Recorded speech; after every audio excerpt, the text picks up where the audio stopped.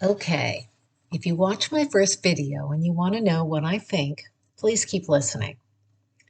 Here's my suggestion. If you're unhappy at your job, you should try this. It doesn't matter if you are working at the lowest level in your company or if you're a C-level executive. The instructions are the same. Be brave. Sounds silly, but I'm being perfectly honest.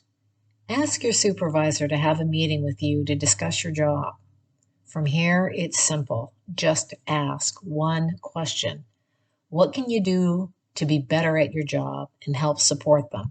That's it. Keep it simple. Now listen carefully. Here comes the most important advice I can give.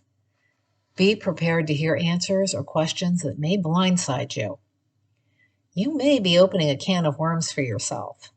The conversation could possibly shake your confidence forever. You may be crushed to find out that coworkers don't believe you pull your weight, or that your closest coworkers will not support you. You also need to understand you will most likely be talking to a supervisor that has never been trained to handle this type of conversation. Your boss may become defensive or condescending, or they may just not like you or feel threatened by you and behave badly because they can. Don't discount the idea that your boss may want you to quit. If a manager hasn't been mentored and trained to handle this situation with empathy, the easy solution for them is to drive you out and tell their boss you were a rotten apple and needed to go. We all know that there is jealousy, insecurity, and opportunistic coworkers in every workplace. We may not understand how or why it develops, but a coworker may feel if you are knocked down a notch or two, they will be pushed up a little in the eyes of management. Most likely, it all goes back to the desire for power and money. The truth is, we all feel a little intimidated when we approach our boss. We don't know how they will react or respond. Are we setting ourselves up to be fired down the road or overlooked for a promotion because we speak up? It's possible. You are taking a risk, but what is worse? You do nothing and suffer, you quiet quit, but end up feeling like you're just a piece of the furniture in the workplace? Or you politely ask your boss how you can make the workplace better, which just so happens to include yourself. If no one steps up, nothing will change. Now, fair warning, here are some examples of what employees may say. I need a more flexible work schedule, maybe 2 days from home and 3 days at the office. Or I have kids or an elderly parent and need to text or talk during the day. Or I'm doing so much extra work, of course I'm going to make mistakes. I'm tired of working 10 hours and being paid for 8. How about you do your job and give me assignments that don't set me up for failure? I feel like I'm invisible. No one notices anything I do. And here are some things that your supervisor may say. I don't understand why you are working 10 hours a day when your coworkers with the same workload can leave on time. Or I do appreciate it when my staff puts in extra effort. But if you don't tell me, how am I supposed to know? If you were working above and beyond expectations, you need to communicate this with me.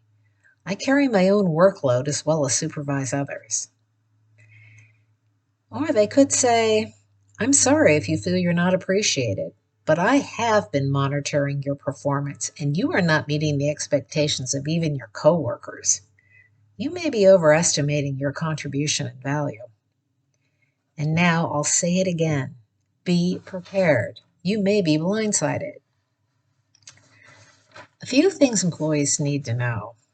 Most senior executives are beholden to a company's investors and board of directors. In other words, they are in their current position to make money for owners and investors.